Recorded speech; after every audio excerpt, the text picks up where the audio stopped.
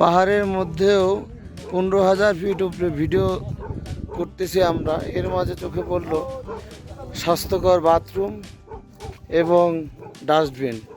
এখানেও ময়লা ফেলা নিষেধ। পথে পথে বেশ কয়েকটি হোমস্টেও চোখে পড়ল। টুমলিং ভিউ পয়েন্টেও অনেকে থেকে যায়। যারা হেঁটে আসে তারা বেশ কিছু পয়েন্টে রাত্রি যাপনের সুযোগ পায়। আরও কিছু দূর যেতে চোখ পড়ছে কালাপুকুরিতে। এটি মূলত ছোট পাহাড়ি পুকুর। এখান থেকে নেপালেও ঢোকা যায়। আর্মি ক্যাম্পও আছে কালাপুকুরিতে। চলার পথে আমরা এসে থামলাম কালাপুকুরিয়া। এটা হচ্ছে কালাপুকুরিয়া নামে একটা পুকুর। এই পুকুরটায় যে পানি রয়েছে 8,000 ফুট উচ্চতায়, প্রায় 8,000 ফুট উচ্চতায় একটা পুকুর ইন্ডিয়ান বর্ডারের মধ্যে রয়েছে। কালাপুকুরিয়া এর নাম। এই পুকুরে বরফ জমে যায়, পানিটা একদম বরফ হয়ে যায়। এখন অবশ্য ঠান্ডা হয়ে আছে। আর চারদিকের যে মেঘ, এই যে মেঘ উড়ে যাচ্ছে, প্রচণ্ডভাবে মেঘ উড়ে যাচ্ছে। আমরা একদম মেঘের মধ্যে আছি। ইন্ডিয়া এবং নেপালের বর্ডার এটি। এটা হচ্ছে সান্দাকফু যাওয়ার পথে আর প্রায় বেশি দূরত্ব নাই।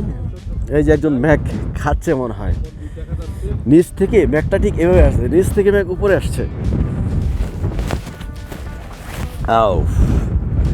স্পষ্ট দেখা যাচ্ছে যে মেঘগুলো নিচ থেকে কীভাবে উপরে আসছে।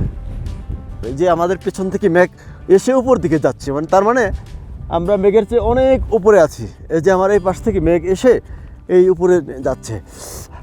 এত ঠান্ডা পরিবেশ আর মেঘের অবস্থা। মাত্রই গরম ছিল, রোদ ছিল, রোদ থেকে জাস্ট মেঘ চলে আসলো। পাহাড় আসলে একটা কথা আমাদের গাইড বলেন, বোম্বে কা ফ্যাশন পাহাড় কা মৌসুম সব একই হো।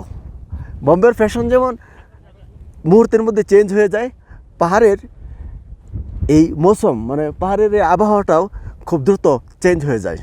এটাই হচ্ছে পাহাড়ের পরিবেশ। সামনে যাই, আর টিকতে পারছি না কোনোভাবেই। গাড়িতে উঠবো, কোনোভাবেই সম্ভব না।